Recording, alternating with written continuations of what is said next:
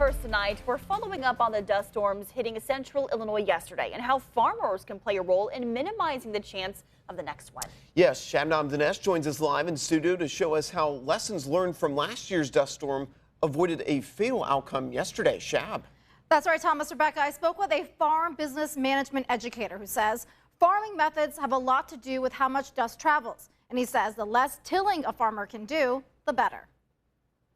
A trio of dust storms in central Illinois on Tuesday, closing parts of interstates for several hours due to decreased visibility. So we did have a crash on our Route 54 area, about a dozen cars, very minor, but it was a bigger incident for us. But it was nothing like the dust storm of 2023, where 8 people were killed in a 70-plus car pileup on Interstate 55 south of Springfield. A sergeant with the Illinois State Police says lessons learned from last year helped prevent fatalities this year. That means getting information out as quickly as possible. So, we're getting that information out on our Twitter, on our different Facebook pages to let the community and the public know what's going on, where it's happening, and what they should be doing. She says there's no way to tell when a dust storm will happen, but it's important to be prepared. They pop out of nowhere. You kind of don't know you're in it until you're in it. Kevin Brooks is a farm business management educator with the University of Illinois Extension. He says windy conditions and farmers tilling their land made for a perfect storm. With all the rain we've had this spring, we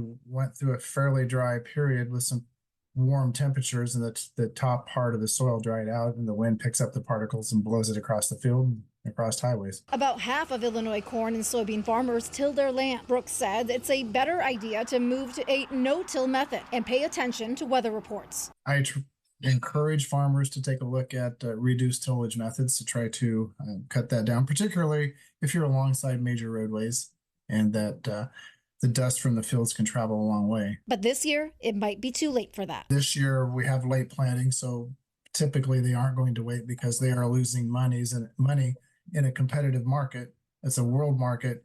And from this point going forward, the later planting is, the lower the yields are going to be.